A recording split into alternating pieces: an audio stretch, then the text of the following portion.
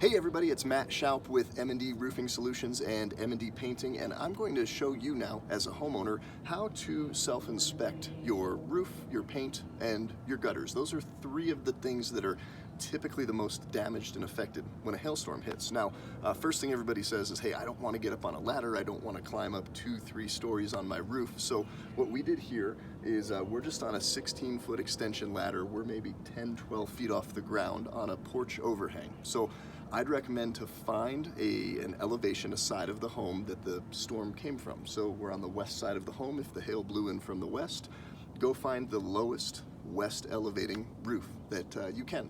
What you want to look for on your roof here, we have asphalt shingles, but I want to point out some of the hail damage that occurred on these shingles. For example, if you look to the end of my index finger right here, you can see that these granules were knocked away from a hit of hail, and you can see some of the exposed fibers. So you've got a hit here, you also have a hit here. What I'd recommend though is you want to look in the center of the shingle, okay?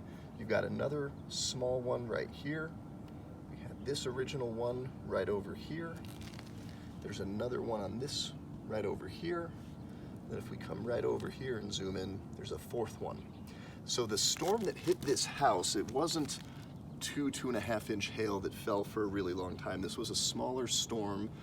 It was significant, but it wasn't as big as some of the ones that we've seen. But if you start to see this on your roof, if you see 6, 7, 8 of these within a 100 square foot section of your roof, a 10 by 10, then you're most likely going to have hail damage that an insurance company is going to file and follow through on with a claim. We're going to get up here and go over to the side of the home to look at the paint.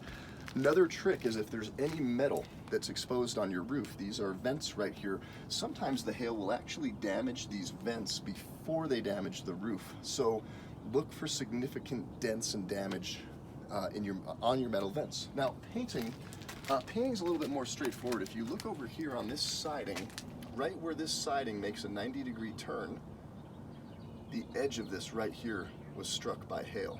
So if you literally just look at all of the edges here, paint will typically wear and tear right underneath these lips, but you can see that there's actual strikes of hail where it's knocked the paint off. This strike actually knocked off some of the siding as well right here.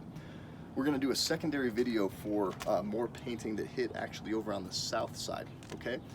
Gutters, I want to show you what to look for in gutters. If you can actually look underneath on the flat bottom face of your gutter, typically when hail falls, it will come in, ding this part of the metal, and it will pop that metal out. There's not hail damage on this gutter, but if you see any kind of pings, dings, dents, again, think about the direction that the hailstorm came from. That would be a good indication that you have hail damage and you'd want to follow up and file an insurance claim. So thanks for climbing up here on the roof with us to check out the roof, the paint, and the gutters, and we'll see you soon.